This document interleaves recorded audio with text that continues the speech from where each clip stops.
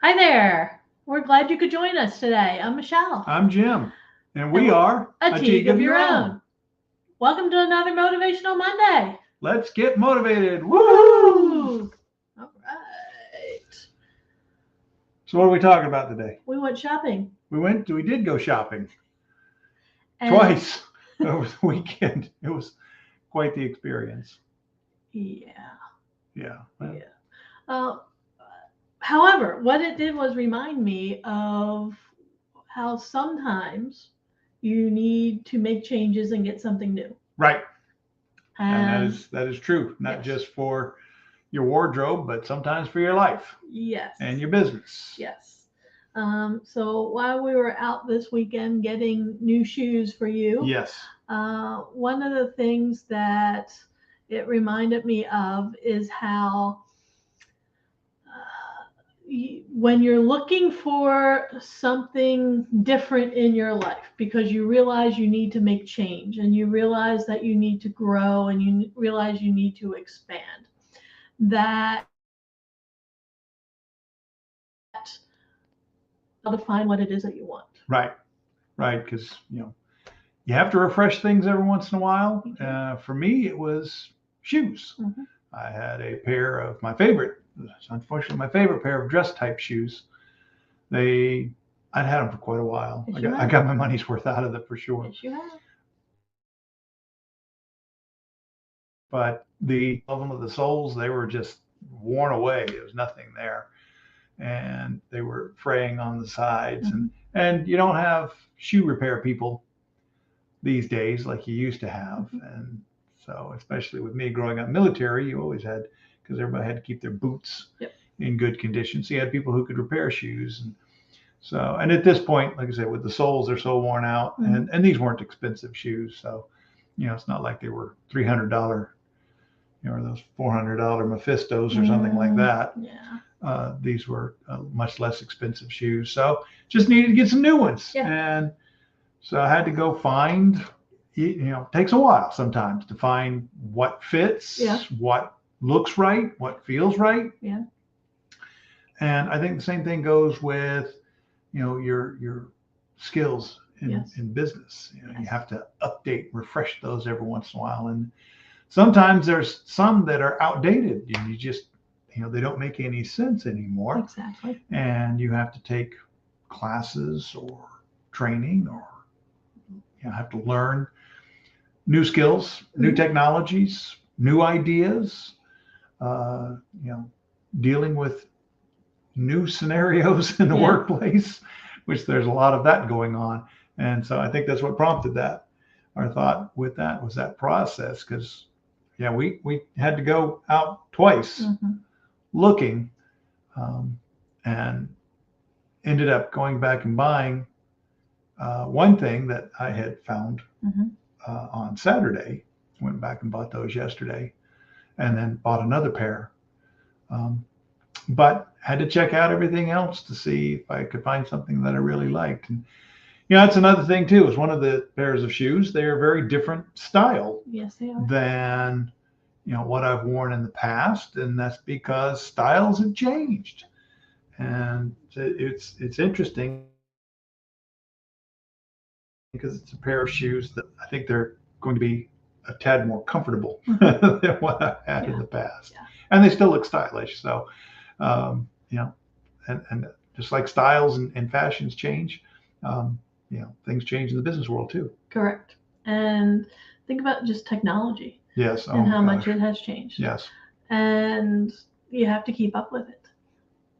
Otherwise, you're going to fall behind in business. You won't be as successful. The same has to go with have developed over time. Sometimes you need a refresher. Sometimes you need to step back and take a look and reassess where you are and where you need to be. And all of us need to do that. We are now in the fourth quarter because we're now into October. And so we're in the fourth quarter of 2022. Take a look and see where you expect it to be. Because at the beginning of the year, more than likely, you set some goals for yourself. And if you're like most people, as soon as you set those goals, you say, great, I'll get started on these later. Next month. And because you had a whole year. Yes. And now it's the end of the year.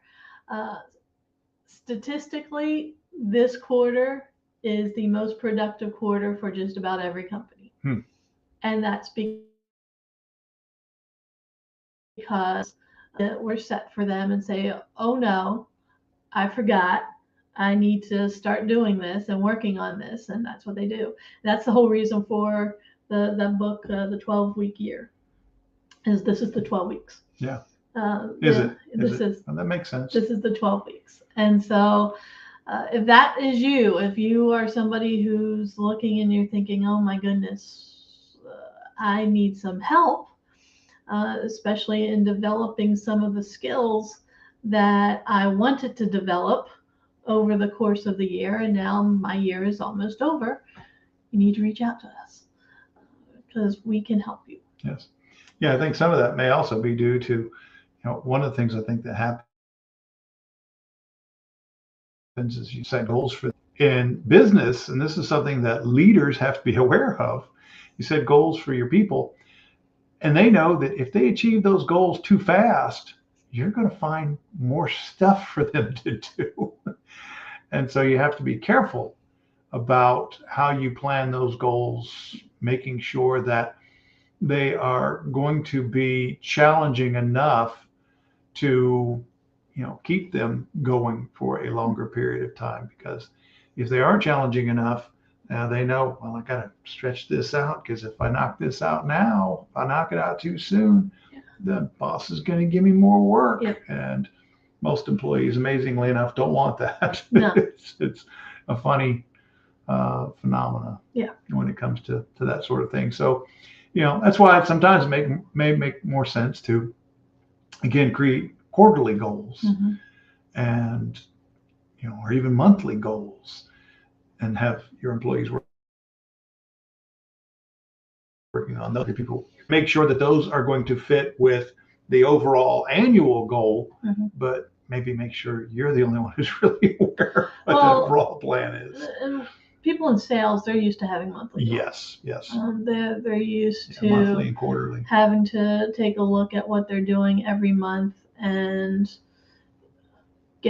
meet those sales goals every month. Right. Some of them even on a weekly basis. Yeah. The rest of us, on the other hand, usually, like you said, are used to having something done for the end. I think when you break it down on a monthly basis, it makes it a whole lot easier for you to stay focused. Right. And that's a skill that needs to be learned.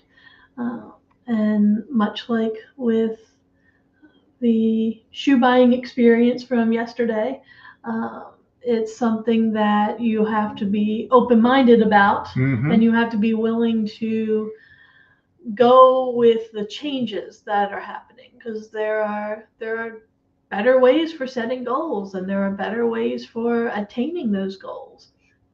And nothing says you have to stick with what you've been doing over the past several years. You can make changes. Well, and sticking with what you've been doing over the past few years is probably not going to work, because things have changed so much. I was just looking at an article about companies that are requiring employees who can work remotely to start coming into the office. And a young lady saying that when she was told she was going to have to go into the office 2 days a week, she wanted to cry. And I know for most of us, going to the office 2 days a week, but her point was that it's going into the office 2 days a week so